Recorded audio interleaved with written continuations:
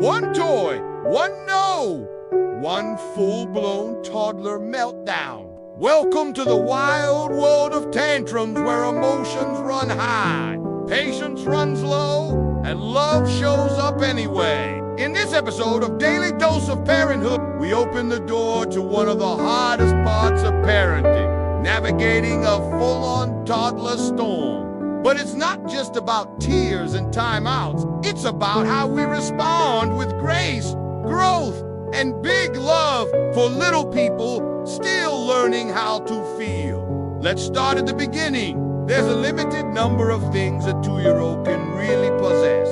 Own, have, do, wear, eat. And of those things, they will have preferences. They will have opinions. They'll become very attached to certain things that make them feel safe, secure, comfortable, happy, loved. And part of being a parent is recognizing that attachment is an important part of development, especially in those early years. So we honor it, we validate it, we name it, we don't dismiss it, we don't judge it. We say, ooh, you love your blankie, you love your truck, you love your shoe, you love wearing this hat. We acknowledge that attachment, and then we also teach our kids that there are limits, because there are limits, and sometimes those limits are frustrating for them, and it makes them mad and it makes them sad. And when their brains don't even have the capacity to regulate that frustration or that sadness or that anger, what happens?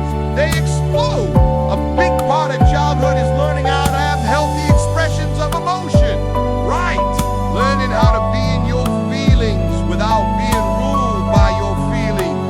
And toddlers are still learning that emotional regulation piece. So when something is taken away, when something doesn't go their way, when they're hungry, when they're tired, when they're overstimulated, when they're not feeling well, all of those things can contribute to a full-blown toddler storm.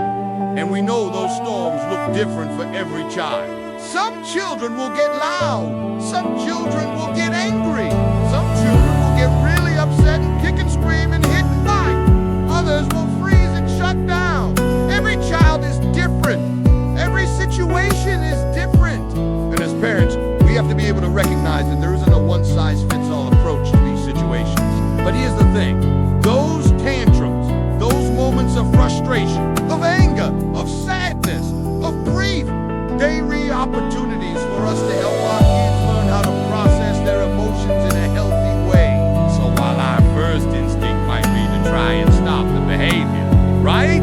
To tell them no and to try and redirect them or to try and reason with them or to try and calm them down. What we actually want to do is allow them to experience that emotion and then talk about it with them afterwards. I see that you're really upset that you're cool on half both the red ball and the blue ball. It's okay that you're sad. It's okay that you're frustrated. You can't always have both of the things that you want, but you can pick which one you want. And we'll play with that one now. The idea is to allow them to experience that emotion, validate it, talk about it, process it, and then move forward. Now, some days that's easier said than done. Sometimes those emotions bubble up in us as parents, too. Sometimes it's hard to stay calm and centered when our kids are having a big reaction, and that's okay.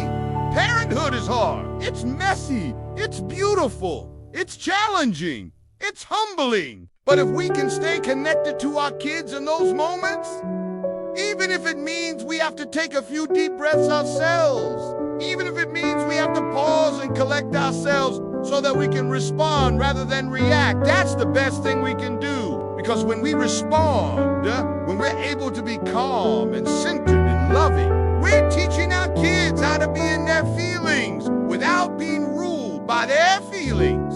And that is a life skill. That is an emotional skill that will serve them well beyond their childhood. Thanks for watching.